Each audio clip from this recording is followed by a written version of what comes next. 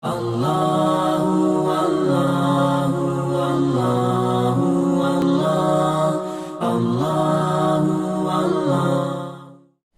Number হচ্ছে wait dream, যেটাকে আরবিতে বলে আল ইহতিলাম, বাংলায় অর্থ দাঁড়াবে স্বপ্নদোষ।